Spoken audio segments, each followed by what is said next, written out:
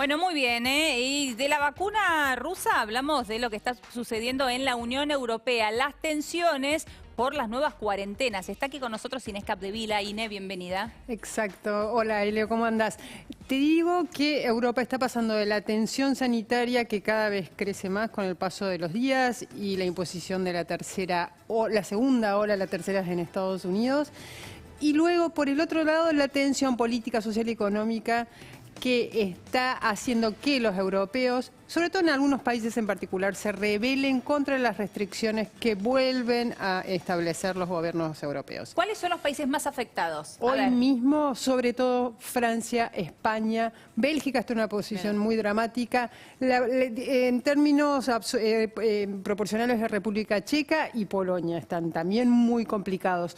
Hoy el presidente Emmanuel Macron, ante esta situación bastante dramática también en Francia, estamos hablando de unos 50.000 infecciones ayer registradas y 500 muertes, 250 en hospitales y otros 250 fue como una actualización de los muertos en geriátricos en los últimos días. O sea, fueron 500 muertos en un día. En realidad son 250 en un día y actualizaron las cifras de los geriátricos de otros 250. Lo que pasa es que eso te pone bajo la lupa la situación tan tensa, no solo de el nivel de contagio, sino al que se están exponiendo la infraestructura sanitaria Claro. Particularmente las grandes ciudades, que está ya en un 50%.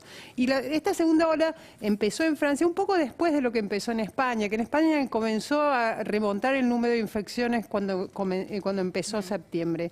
En Francia fue al terminar el mes de septiembre, y el tema en Europa, tanto en Francia, España, Italia, es que se les viene el invierno. Claro. Y ya están todos los gobiernos advirtiendo que va a ser un invierno muy duro porque el virus, si bien está comprobado que no se aplaca el virus con el calor, no sufre como otros virus, exactamente, lo que sí sucede es que la vida al aire libre evita las aglomeraciones interiores y por lo tanto la mayor circulación del virus y de contagio. Ahora, Inés, los ojos están puestos en las medidas. A ver, exactamente. Bueno, Francia fue hoy la primera potencia europea que dijo es hora de volver a encerrarnos. Lo acaba de anunciar el presidente Macron, que durante meses, e incluso él prometió a los franceses en el verano boreal que no volvería a reconfinar al país, básicamente porque el costo económico es gigantesco y también el costo social.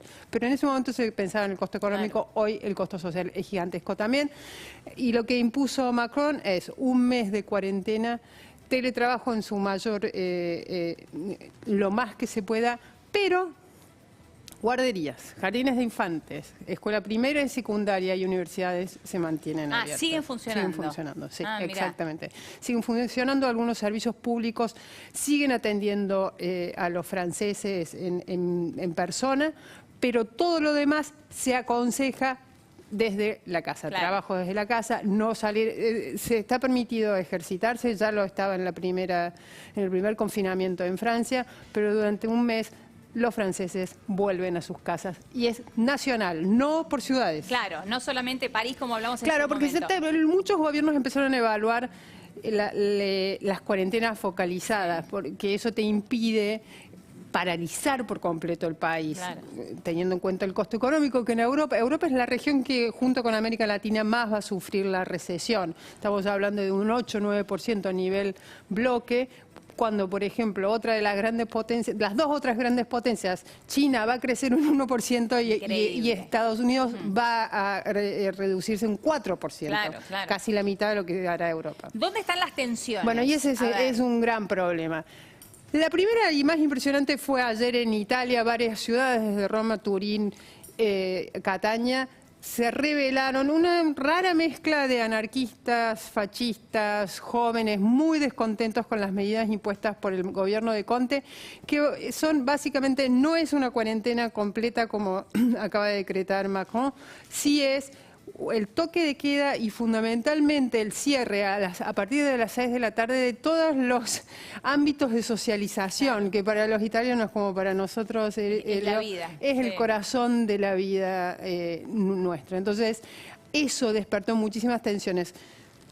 Esas que se manifestaron en la calle y también muchísimas protestas de parte de los dueños del sector de la hospitalidad, restaurantes, hoteles, que ven que ya estaban haciendo unos esfuerzos completamente gigantescos para sobrevivir a el primer confinamiento, luego una recesión que nunca recuperó el consumo y ahora nuevamente una paralización total de la economía.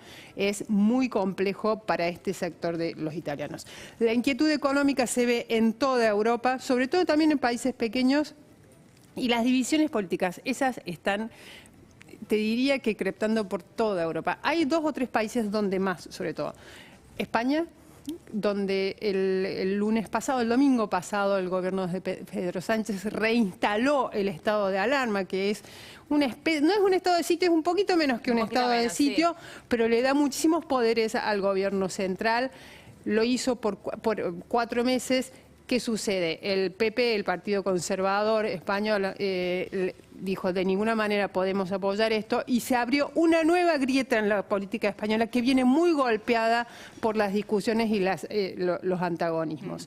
Esos antagonismos también se están viendo en Francia y hay un país donde son más notables todavía, es el país que mayores muertes ha tenido a nivel proporcional respecto de su población, que es Bélgica. Bélgica y Perú son los 2 países con mayor número de muertos por millón de habitantes.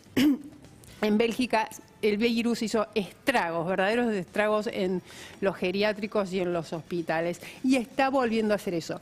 Con la particularidad que en Bélgica está resaltando una fractura histórica que es entre los flamencos, los valones. Claro. Y esa fractura queda muy, muy en evidencia. ¿Por qué? Porque los flamencos dijeron, nosotros no confinamos. Los valones, que suelen ser una región un poquito más pobre, es un país muy rico, Bélgica, los valones son un poquito más pobres que los flamencos, los valones dijeron, nosotros confinamos, y ahora están instaurando una especie de fronteras internas dentro del país. Nosotros no nos parece tan desquiciado porque es lo que sucede acá. Veamos Formosa, donde hay miles de personas intentando entrar a la provincia y no las dejan. Pero allá sí, estamos hablando de un bloque continental donde no existen las fronteras entre países y aún así se mantienen hoy con el confinamiento. Pero en Bélgica, un país tan atravesado por las fracturas, esta pandemia no hace más que reanimarlas. Gran radiografía de la situación en la Unión Europea. Muchísimas gracias. Gracias a vos, un placer como siempre. Momento de una pequeña pausa en PM. Quédate ahí, ya venimos.